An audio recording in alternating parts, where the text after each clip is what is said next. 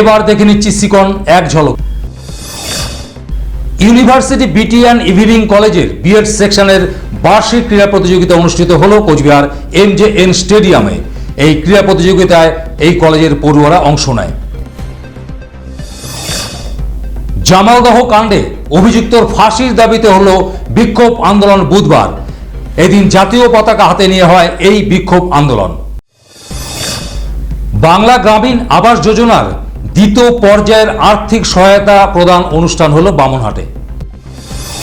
উত্তরবঙ্গ রাষ্ট্রীয় পরিবহনে চুক্তিভিত্তিক কন্ডাক্টর ও মেকানিকদের আন্দোলন চলছে বেতন বৃদ্ধির দাবিতে। তুফানগঞ্জ ব্যবসায়ী সমিতির নতুন কমিটি ঘোষণা হলো বুধবার।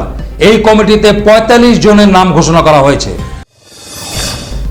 কোচবিহার রামভোলা হাই স্কুলের বার্ষিক ক্রীড়া প্রতিযোগিতা অনুষ্ঠিত হলো বুধবার। এই অনুষ্ঠানে উপস্থিত ছিলেন উত্তরবঙ্গ উন্নয়ন পর্ষদের চেয়ারম্যান রবীন্দ্রনাথ ঘোষ সহ অন্যান্যরা।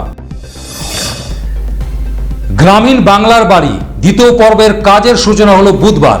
কোচবিহার বানেশ্বরে হলো এই অনুষ্ঠান।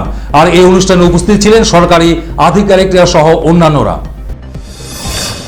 দিল্লিতে নির্বাচন কমিশনের কাছে মুখ্যমন্ত্রীর সাথে দরবার করবে কোচবিহারের 4 পরিবারের সদস্যরা বলে দাবি তৃণমূলের।